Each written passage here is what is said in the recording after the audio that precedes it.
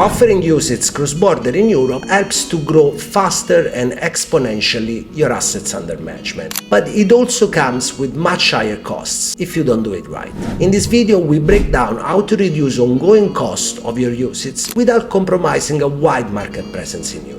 If you are in the industry, you might have heard the news that value for money rules will be introduced in Europe very soon. And if you want to consolidate the market presence of your UCITS in Europe, going forward, you will have to pay much more attention to ongoing cost. You will have to learn how to do things more efficiently, in other words. And for UCITS distributed cross-border in Europe, adding a new market in Europe comes with new costs, on top of the costs that are fixed to run a UCITS itself. This is a breakdown of the specific costs you will have to add to the ongoing cost of your UCITS in case you want to obtain a marketing authorization in various member states across Europe.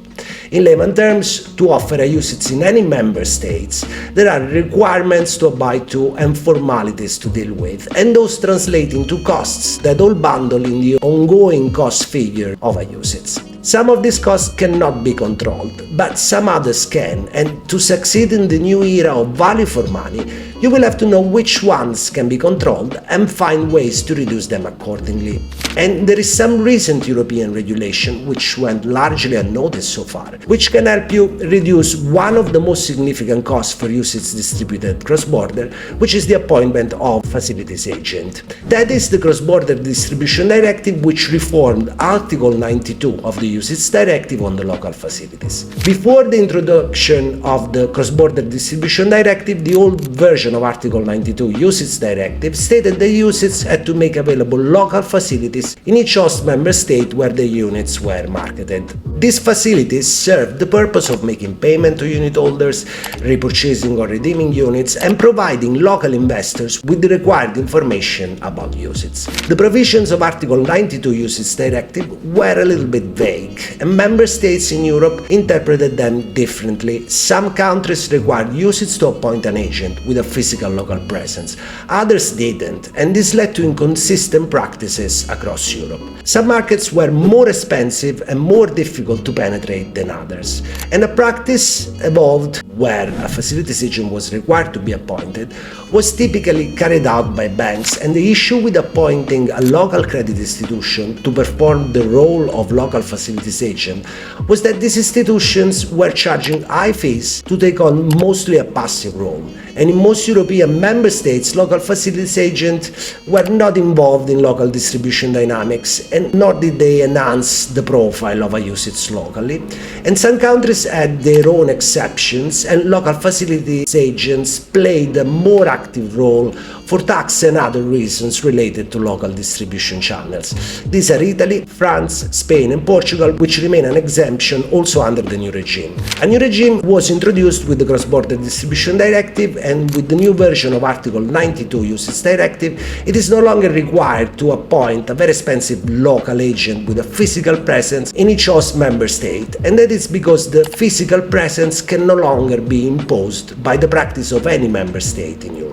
As part of this new regime, also UCITS themselves now can act as their own facilities agent, or they can appoint a third party to do so. And the service can also be offered electronically, and the only requirement is that the facilities are offered in the language of the specific member states. The rules on facilities agent are changing to accommodate for the fast-evolving fund distribution landscape where digitalization is at the forefront. Investors are increasingly connecting with their distributors directly, bypassing traditional banks and financial institutions. And looking ahead, tokenization, which is the phenomenon of turning analog assets into digital tokens on a blockchain, is likely to become more widespread, which could significantly change how UCITS funds are marketed and distributed cross-border in Europe. And the Cross-Border Distribution Directive allows fund managers to cut costs in European member states where local facilities were never truly critical to distribution. And it also ensures now that all member states in Europe have a consistent approach to local facilities, because it will be mandatory to make available local facilities in all member states in Europe. And if you thought that digitalization and tokenization were not compelling reasons to embrace the digital revolution of facilities agent, there is something more.